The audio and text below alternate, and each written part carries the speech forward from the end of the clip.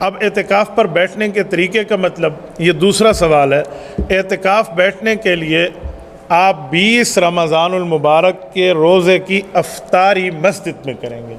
آپ کو غروب آفتاب مسجد میں ملے، کیونکہ شمسی کیلنڈر کے مطابق رات 12 بجے تاریخ تبدیل ہوتی ہے، قمری کیلنڈر کے مطابق چاند کی ترتیب کے مطابق غروب آفتاب پہ، سورج کے غروب ہونے پہ تاریخ تبدیل ہو جاتی ہے۔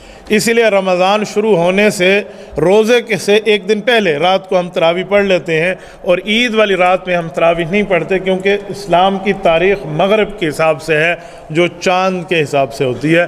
تو اسی لیے 20ویں روزے کی افطاری سے پہلے آپ مسجد پہنچ آئیں تو یہ اعتکاف آپ کو شروع ہو جائے گا۔ اس وقت تک آپ اعتکاف پہ ہیں جب تک آپ کے عید کا اعلان نہیں ہو جاتا، اور جب عید کی رات ہے اس وقت اعتکاف نہیں ہے۔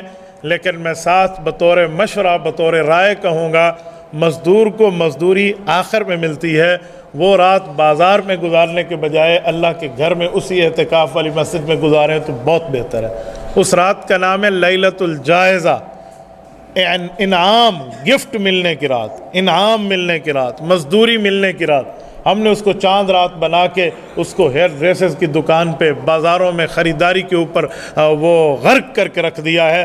لوگ کہتے ہیں 10 دن بیٹھا تھا، میں نے کٹنگ کروانی ہے، میں نے فلاں۔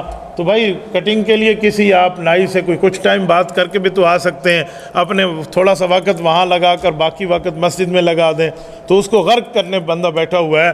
شیطان بڑا تگڑا ہوتا ہے اس رات، وہ 1 مہینے کی قید کاٹ کے رہا ہوتا ہے، وہ آپ کے 10 راتوں کی نیکیوں کو 10 منٹ بھی نہیں لگائے گا ضائع کرانے میں۔ اس لیے اس رات تو کم از کم آپ مزدوری لینے کے لیے اللہ کے دربار میں ٹھہر جائیں۔